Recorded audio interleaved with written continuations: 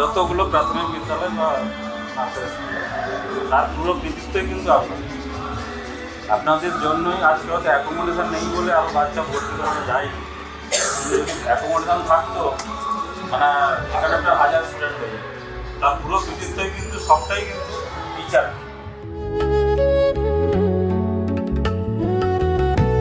আমরা ছাত্রকে যদি কাগজের সঙ্গে তুলনা করি তাহলে ওই কাগজটি হচ্ছে সে জলে ভাসে, আবার ওই কাগজটি জলে ডুবে যায়।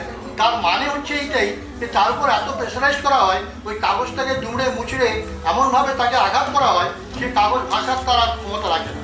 এই আমরা বেঁচে থাকি সব পুরনো দিনের স্মৃতিগুলো নিয়ে, সেই পুরনো ছাত্রছাত্রী, সেই পুরনো গান, সেই পুরনো কথা, সেই পুরনো আবেদন, সেই পুরনো বন্ধুত্ব, সব কিছু নিয়েই যেন আমরা বেঁচে আছি।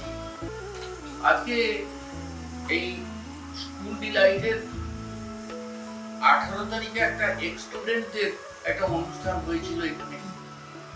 তোমরা কেউ এসেছিল কিনা জানি না, তবে আমার দেখে খুব ভালো লাগলো যে 55 বছর বয়সের থেকে 40 বছর বয়স পর্যন্ত সেই ছেলে মেয়েরা যারা এই স্কুল থেকে প্রথমের দিকে যারা 10 বছর 15 বছরের মধ্যে বেরিয়ে গেছিল তারা একসঙ্গে হতে পেরেছে।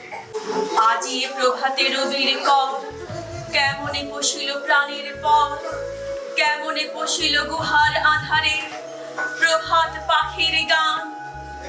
না জানি কেন রে এতদিন পরে জাগিয়া উঠিল প্রাণ, জাগিয়া উঠেছে প্রাণ। ওরে উথলে উঠেছে বাড়ি, ওরে প্রাণের বাসনা, প্রাণের আবেগ রুধিয়া রাখিতে নারী।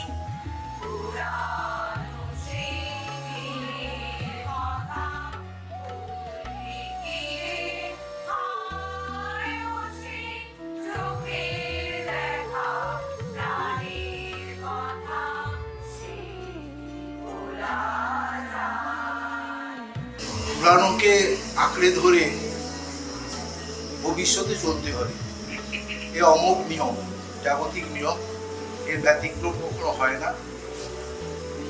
অতীত সবসময় মনে হয় ভালো, কারণ অতীতের স্মৃতি নিয়ে বর্তমান যেরকম চলছে ভবিষ্যতের পরিকল্পনাও তাই হবে।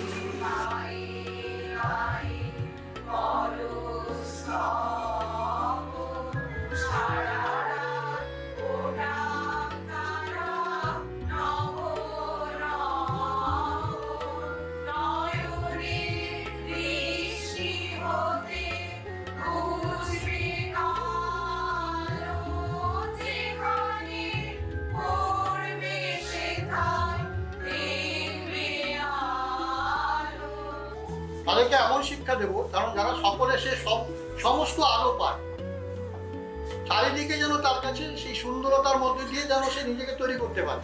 শিক্ষকদের এই দায়িত্ব, নৈতিক দায়িত্ব, এটা যেন আমরা পালন করি।